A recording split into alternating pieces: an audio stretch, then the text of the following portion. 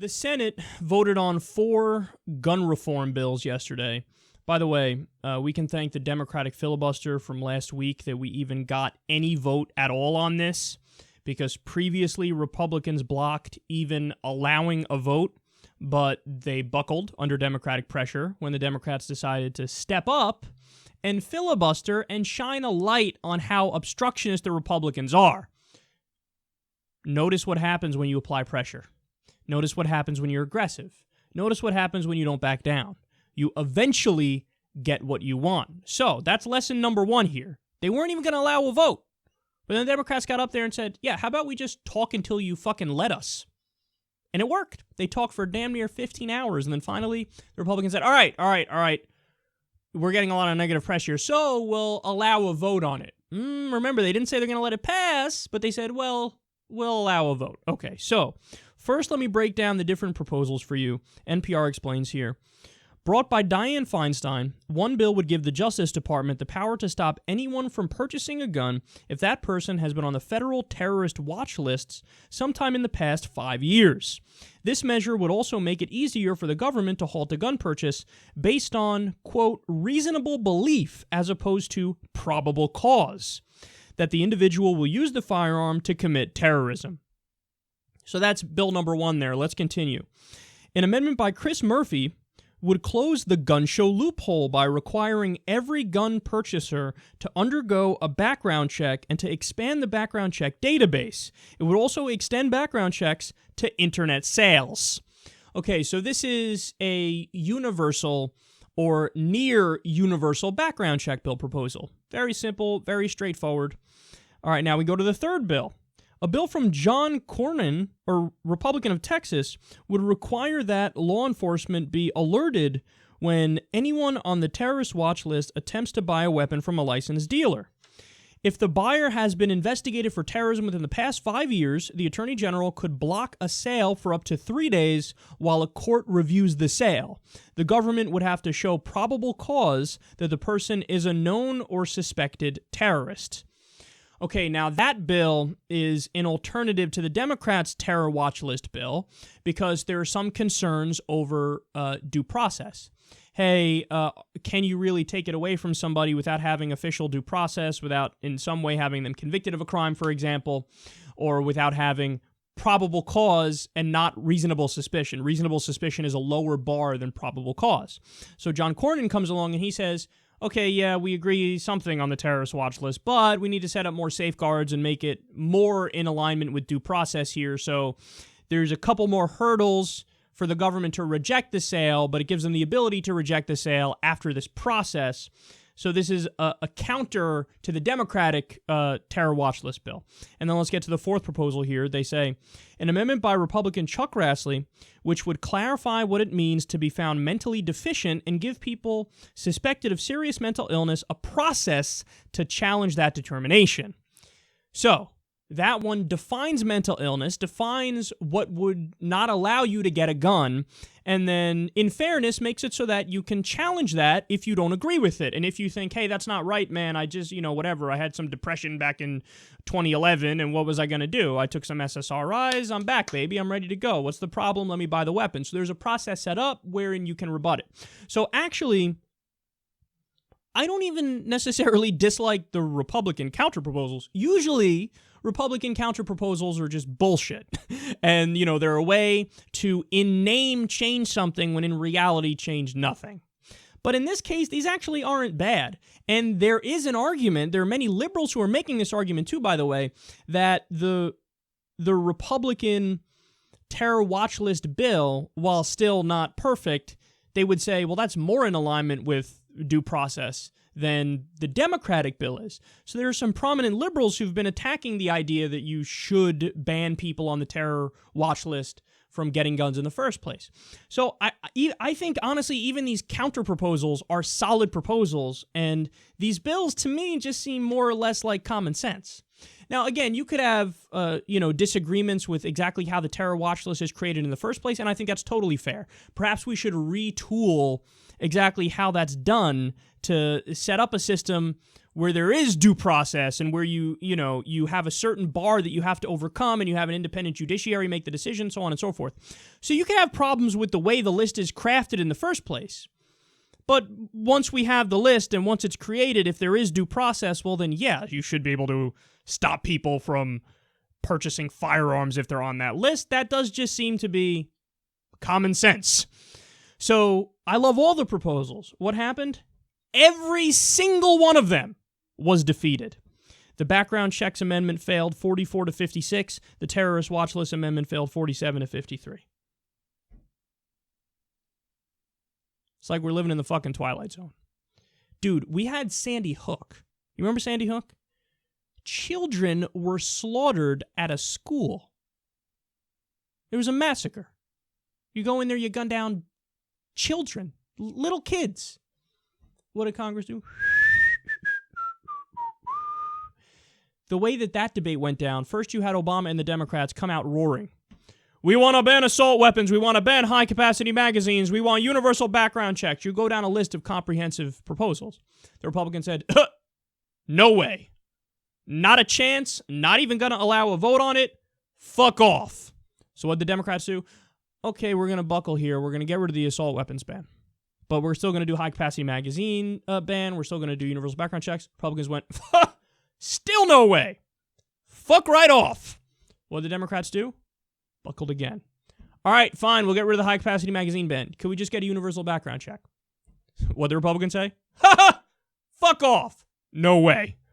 So what happened? Democrats caved all the way to a watered-down background check bill, the Manchin-Toomey bill. Had so many fucking loopholes in it, it was unbelievable. Watered down legislation through and through. But at least it was something. Something to regulate guns a little bit more efficiently in the wake of a massacre of children. What did the Republicans do? They filibustered it. Then Mitch McConnell went on Twitter and bragged. There was a meme he posted, Harry Reid saying, "Can we have this much gun control?" And Mitch saying no and laughing. Bragging about blocking gun reform and gun regulation after children got slaughtered. And he wants a pat on the back. That's what happened last time. This time around, you guys know what happened. There was a massacre. A fucking massacre. 50 people dead? Are you kidding me? Another 50 plus injured? I mean, how dense are we? How stupid are we? This is what happens. And what's the response? We go through the same motions again. Except this time the Democrats cave up front. I didn't hear any serious conversation or see any proposals about assault weapon bans anymore. Did you? I didn't see any high-capacity magazine bans. Did you? So right up front, they go right to, okay, let's just stop people on the terrorist watch list from getting guns, and let's also do a universal background check, please. The response? No. Fuck off. Nothing. You're going to get nothing. And you're going to like it. See, now is when it makes all the difference to have Democrats with backbone, Democrats with a spine, Democrats who will stand up and know how to play politics. The Democratic Party does not have a spine. They don't have a backbone. They don't know how to play politics. I mean, maybe there's a few. Maybe Alan Grayson knows how to do it. Maybe Keith Ellison. Maybe Bernie Sanders. But the overwhelming majority of Democrats are little bitches. They're policy wonks. Oh, well, gosh, let's go through a list of all the firearms and see which ones we determine are the ones that are too much and they're weapons of war, and then we need to regulate those ones, and we'll come up with a proposal. Have you guys contacted the different companies to... This is what the Democrats do. No, you know what you need to do? You need to go to the Republicans, knock on their doors, and show them your sack. Say, you see this? These are balls. I'm about to use these bad boys. You're about to get fucked. That's what's going to happen. You're going to get destroyed. So what do? Okay. You guys all block this? Ha! That's cute. Go to the media. I would do a media blitz. Everybody in the Democratic Party should flood the media everywhere. Go on all the Sunday shows. Go on all the 24-hour news networks, CNN, MSNBC, even Fox News. Go into their fucking house. Go everywhere, and you run roughshod over them.